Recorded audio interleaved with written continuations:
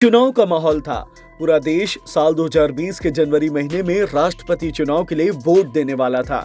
इस बीच एक खबर आई जिसने पूरे देश को हिला कर रख दिया। ताइवान के चीन विरोधी सेना प्रमुख CDS शेन यीमिंग का हेलीकॉप्टर क्रैश हो गया था।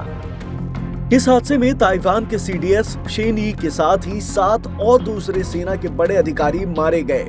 23 महीने आगे चलते हैं। तमिलनाडु के कुन्नूर के पास की जगह कैटरी, यहाँ पर जनरल बिपिन रावत के हेलीकॉप्टर को आखिरी बार देखा गया, जो आगे जाकर क्रैश हो गया। हादसे में देश के पहले CDS बिपिन रावत, उनकी पत्नी और 11 दूसरे स्टाफ की मौत हो गई। मिनटों में यह घटना आग की तरह पूरे देश में फैल गई। सोशल मीडिया ने उंगली उठाई चीन और पाकिस्तान की तरफ।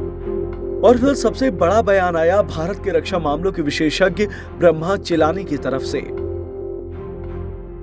चिलानी ने इस हादसे की तुलना ताइवान के CDS की हुई मौत से की। उन्होंने ट्विटर पर लिखा, चीन के साथ 20 महीने के लंबे सीमा तनाव के बाद युद्ध जैसी स्थिति पैदा हुई है। ऐसे में CDS बिपिन रावत, उनकी पत्नी और 11 स्टाफ का हेलीकॉप्टर क्रैश में मौत का इससे बुरा वक्त नहीं हो सकता। जनरल रावत की मौत 2020 की शुरुआत में हुई एक हेलीकॉप्टर दुर्घटना के समान है, जिसमें ताइवान के CDS शेन यीमिंग और 2 प्रमुख जनरलों समेत 7 लोगों की मौत हो गई थी। दोनों घटनाओं में चीन की आक्रामकता के खिलाफ आवाज उठाने वाले डिफेंस के एक प्रमुख व्यक्ति की मौत हुई है। पूरा देश जानता है कि जनरल रावत किस तरह से चीन और पाकिस्तान के खिलाफ बयान दिया करते थे। उनकी बेबाक छवि से कई बार चीन और पाकिस्तान को मिर्ची लगी है। चाहे लद्दाख में चीन की सेना के साथ पिछले साल हुआ तनाव हो या फिर जनरल रावत के सेना प्रमुख रहते हुए डोकलाम में चीन की पीपल्स लिबरेशन आर्मी के साथ हुई झड़प हो, जनरल रावत ने हमेशा ही चीन को मुंहतोड़ जवाब दिया है।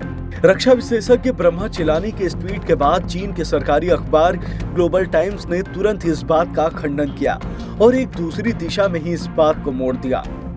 ग्लोबल टाइम्स ने चिलानी के ट्वीट पर रीट्वीट कर लिखा, इस नजरिए के हिसाब से तो अमेरिका की भी इस हेलीकॉप्टर क्रैश में भूमिका हो सकती है, क्योंकि भारत और रूस S-400 मिसाइल रक्षा प्रणाली के साथ आगे बढ़ रहे हैं।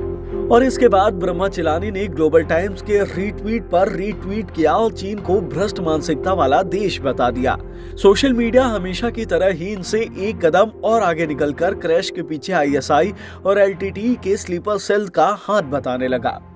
घटना के पीछे के सच को जानने में देश की सुरक्षा एजेंसियां लगी हुई हैं। जांच शुरू कर दी गई है, लेकिन इस बात को पूरा देश जानता है कि एक वो जहां भारत का राजनीतिक नेतृत्व चीन का नाम लेने से भी गुरेज करता रहा, पर CDS बिपिन रावत ही थे जो बिना लाग लपेट के लोगों के सामने सच रखते थे।